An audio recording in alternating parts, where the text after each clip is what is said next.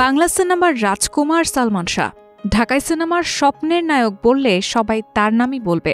তিনি এখনও সবার হৃদয়ে স্বপ্নের নায়ক হয়েই আছেন। তার ফ্যাশন, অভিনয় দক্ষতা এখনও কেউ টেক্কা দিতে পারেনি।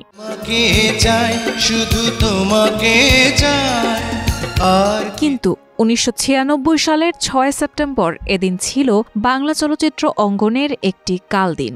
মাত্র ২৪-এই এদিন নিভে যায় চলচ্চিত্রের রাজপুত্র সালমান শাহর জীবন প্রদীপ। সালমান আর নেই, এই সত্য এখনও বিশ্বাস করতে পারেন না তার শুভাকাঙ্ক্ষী ভক্তরা। অমর এই নায়কের চলে যাওয়া কি স্বাভাবিক মৃত্যু, আত্মহত্যা নাকি হত্যাকাণ্ড, তা আজও রহস্য। আমার ছেলে যখন মারা যায় তখন আমরা কেউ দেখি নাই, আত্মহত্যা তো সে করে নাই, তাকে খুন করাই হয়েছে। ১৯৯৬ সালের সেই দিনটি ছিল শুক্রবার। সেদিন সকালেই বাংলাদেশকে হারাতে হয় একজন বিশ্বমানের নায়ককে, সঙ্গে এক অপূরণীয় ক্ষতির শিকার হয় ঢাকাই চলচ্চিত্র। তবে সালমানের মৃত্যু নিয়ে ভক্ত মনে ছিল শুরু থেকেই ধোঁয়াশা। কেউ মনে করতেন আত্মহত্যা করেছেন নায়ক, আবার কারো মতে এটি পরিকল্পিত হত্যাকাণ্ড, যদিও এখনও খোলেনি সেই রহস্যজট।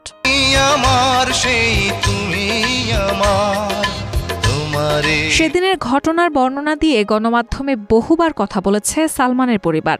ক্ষণজন্মা এই নায়কের পরিবারও মনে করে এটি স্বাভাবিক কোনো মৃত্যু ছিল না, হত্যা করা হয়েছে তাকে। এমন অভিযোগ এনে সালমানের মা নীলা চৌধুরী আইনের আশ্রয়ও নিয়েছেন। জানিয়ে হয়েছে নানা তদন্ত, তবে মেলেনি অভিযোগের সত্যতা।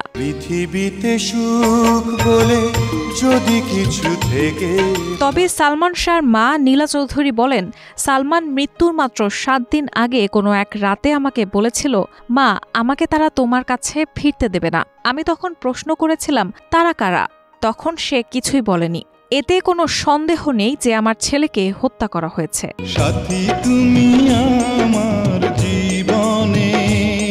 ১৯৯৬ সালের ৬ সেপ্টেম্বর ঢাকার ইস্কাটনের বাসায় সালমান শাহর রহস্যজনক মৃত্যু ঘটে। দফায় দফায় তদন্ত প্রতিবেদন দাখিল হয়েছে, কিন্তু তাতে সন্তুষ্ট হতে পারেনি নায়কের পরিবার কিংবা ভক্তরা। কারণ সেসব প্রতিবেদনে বরাবরই বলা হয়েছে সালমান শাহ আত্মহত্যা করেছেন। দেশজুড়ে তার অসংখ্য ভক্ত এই মৃত্যু মেনে নিতে পারেনি। এমনকি এতে বেশ কয়েকজন তরুণীও আত্মহত্যা করেছে বলেও তখনকার পত্রিকায় খবর প্রকাশিত হয়। সালমান শাহর জন্ম ১৯৭১ সালের ১৯ সেপ্টেম্বর সিলেটের দরিয়াপাড়ায়। তার পারিবারিক নাম শাহরিয়ার চৌধুরী ইমন।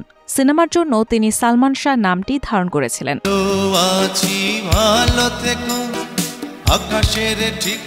সালমান শাহর শোবিজ যাত্রা শুরু হয় ১৯৮৫ সালের বিটিভির নাটক আকাশ ছোঁয়া দিয়ে। এরপর বেশ কয়েকটি খণ্ড ও ধারাবাহিক নাটকেও দেখা গেছে তাকে।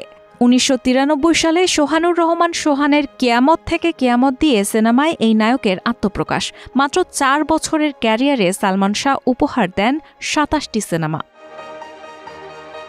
রায়হানা মুন, প্রবাস খবর।